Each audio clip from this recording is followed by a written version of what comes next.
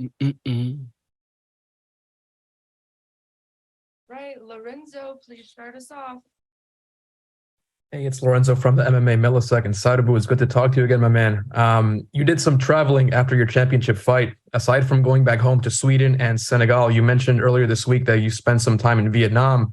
It seems like a beautiful country to see. Can you tell us a little bit about the highlights and what made you want to visit that part of Asia? Yeah, first and foremost, thank you for being here with us.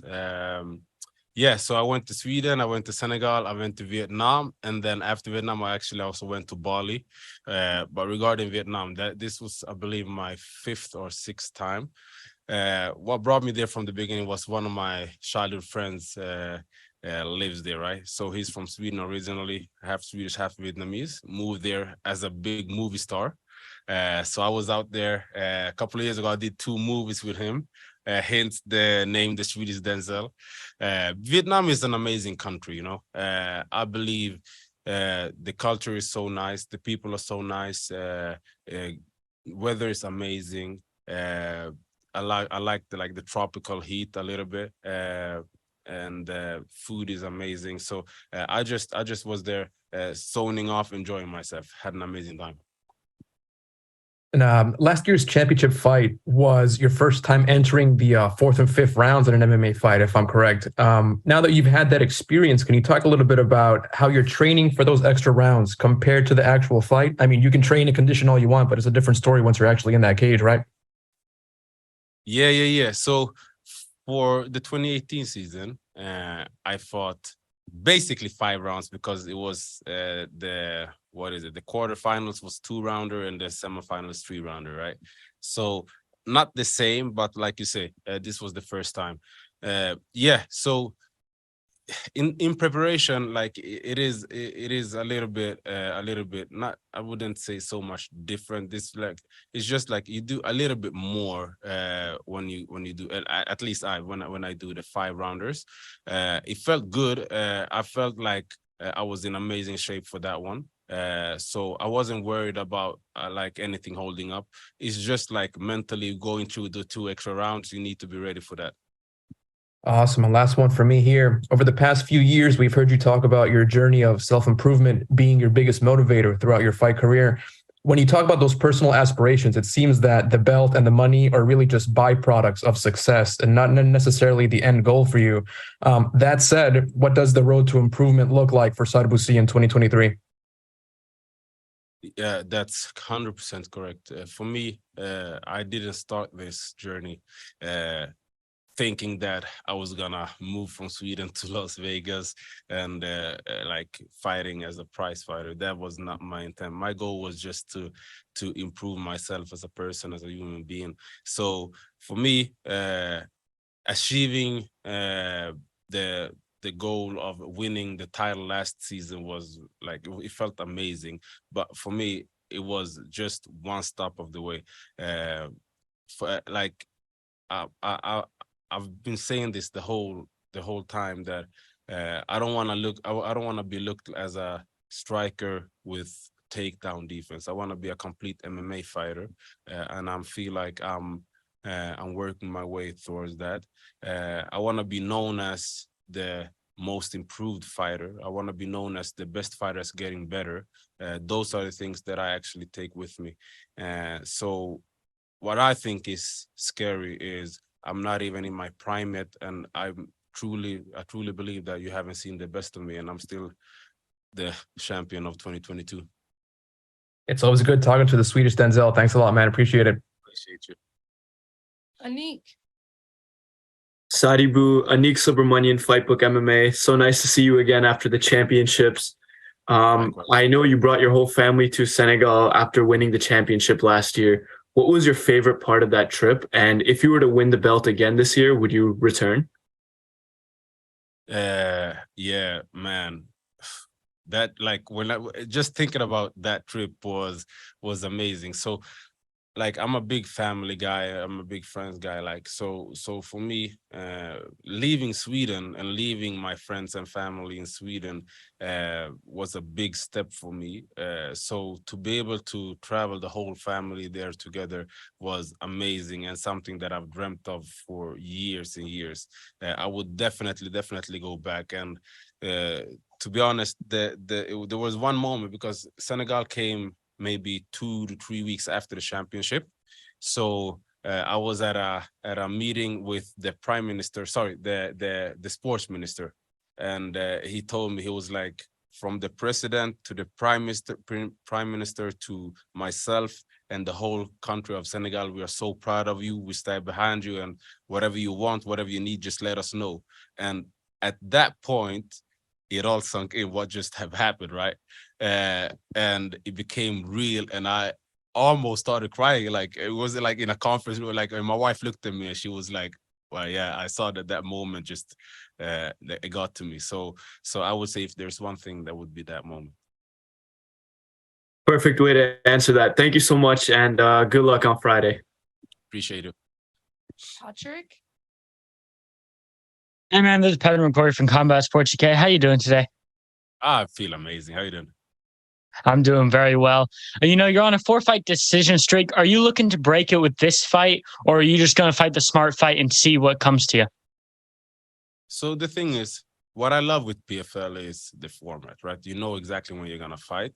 I'm always gonna be a fighter looking for a finish. But the thing is, for me, what I'm proud of with the last season is right now I know that I can do whatever it takes to get my hand raised, right?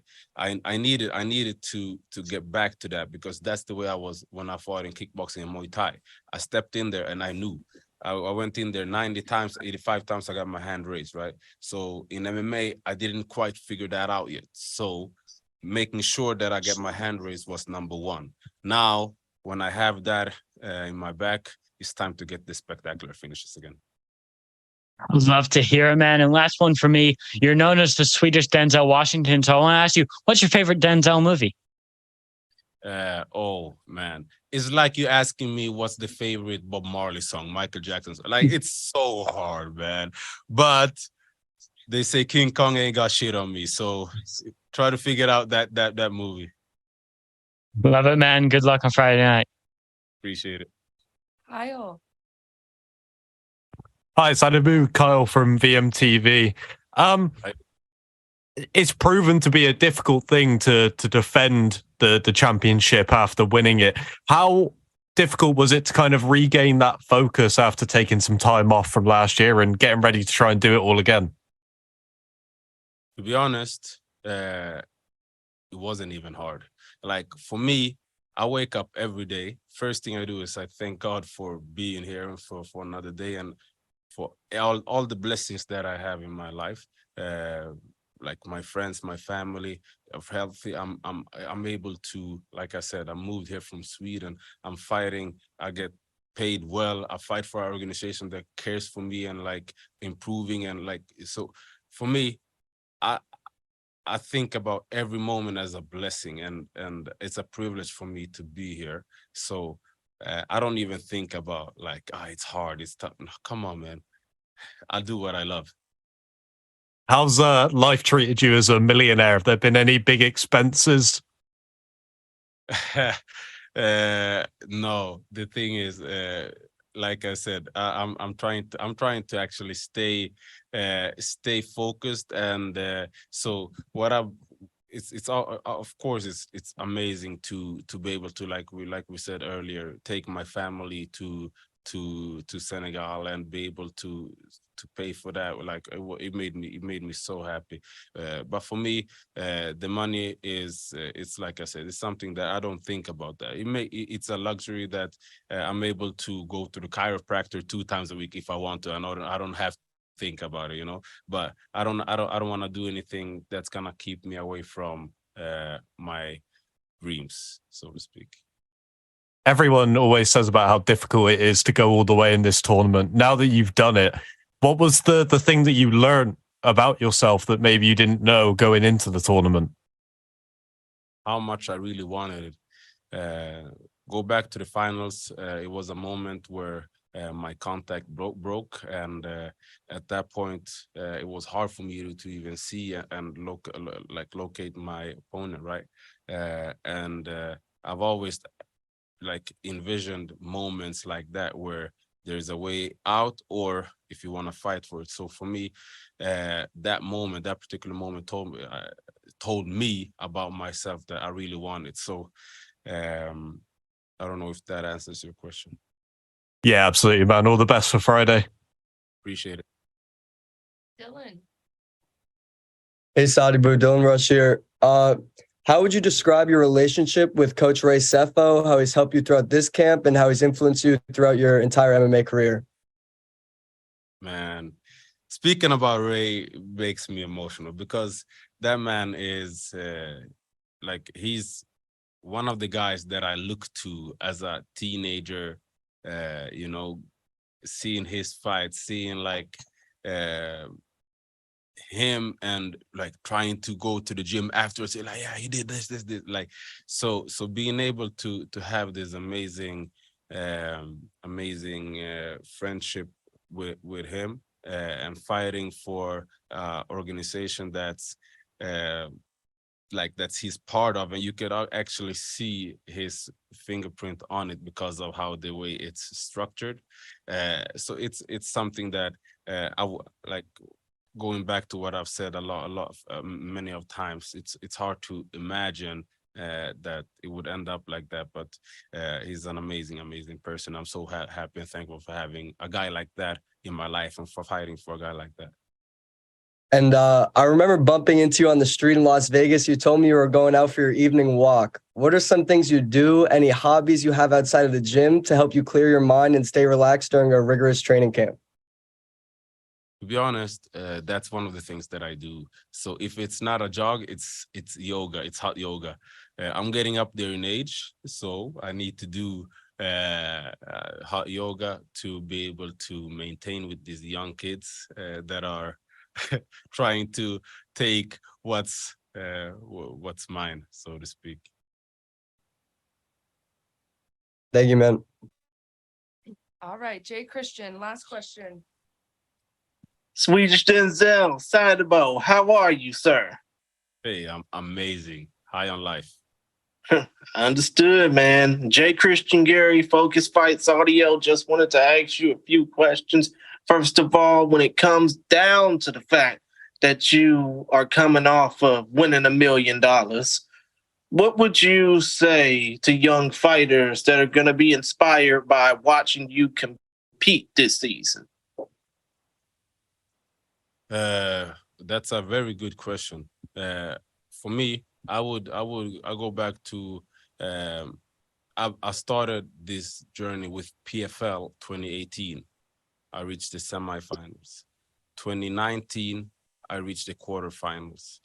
2021, I reached the semifinals. So for me, I wouldn't take no for an answer, and neither should you. If you believe it, you can achieve it. Understood.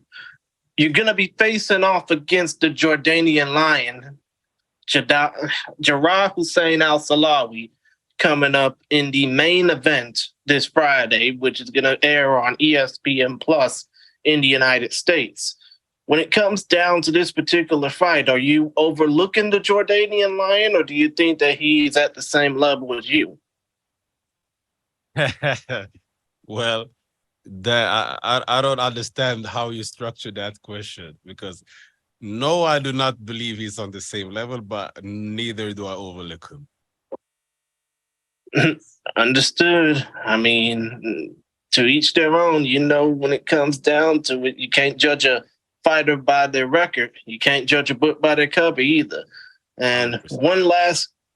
one last question when it comes down to your career compared to another person's career. Considering the fact that you and Bado Jack the Ripper are the only two fighters from Sweden that are currently holding titles right now in combat sports, would you say that there will potentially be more fighters from Sweden or from Scandinavia that could potentially be championship material down the line? Yeah, first and foremost, shout out to Badu Jack.